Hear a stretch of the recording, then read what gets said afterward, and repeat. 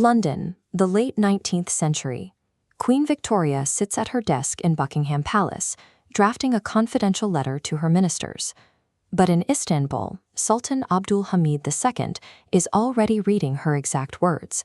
His telegram operators have intercepted the message before the Queen's letter has even left the palace.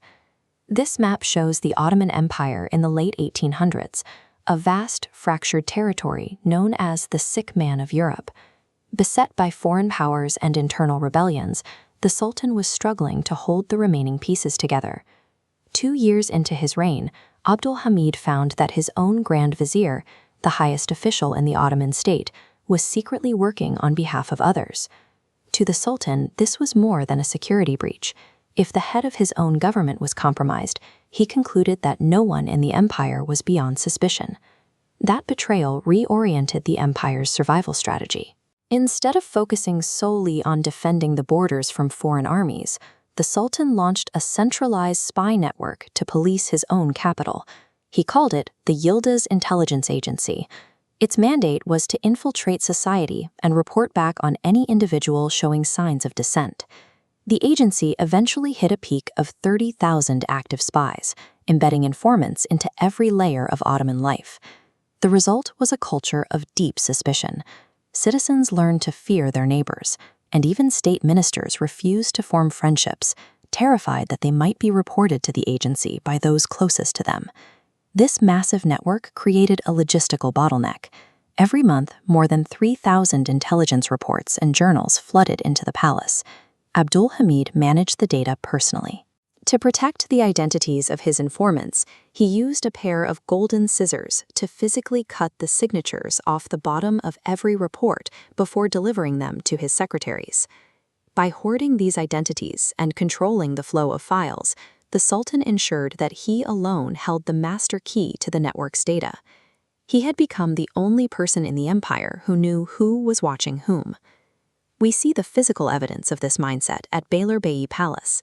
To escape court pressures, the Sultan retreated into carpentry in a private workshop. He was a master craftsman, and he built a custom study desk that served as a physical extension of his defensive worldview. The desk is a marvel of security, featuring secret drawers that could only be opened by touching concealed buttons hidden within the intricate wood carvings. But the desk's most revealing feature is a specially angled mirror embedded directly into the center of the workspace. It allowed the Sultan to monitor the reflection of the area behind his back while he worked, ensuring no one could approach him unseen. The desk functions as a microcosm of his entire reign, a beautifully crafted object built entirely around a system of obsessive surveillance. Despite his 30,000 spies, the Sultan's surveillance state failed. A group known as the Young Turks successfully compromised the military, building a base of power that the agency failed to stop.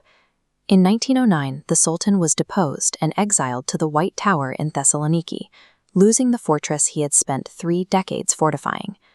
When the new regime breached the walls of Yıldız Palace, they discovered the sheer volume of the Sultan's intelligence work, thousands upon thousands of secret journals and reports. They made a radical choice to completely destroy the evidence. Hundreds of thousands of files were dragged from the palace and thrown into massive bonfires, turning the empire's secret history into ash. The new regime, which had fought against the Sultan's censorship, was now burning the archives, largely to ensure that the secrets the Sultan had gathered on them would never see the light of day. Abdul Hamid II had built a machine capable of reading a queen's mail, but he couldn't see the structural collapse happening in his own barracks. In the end, he proved that a state built on absolute surveillance only creates the illusion of control.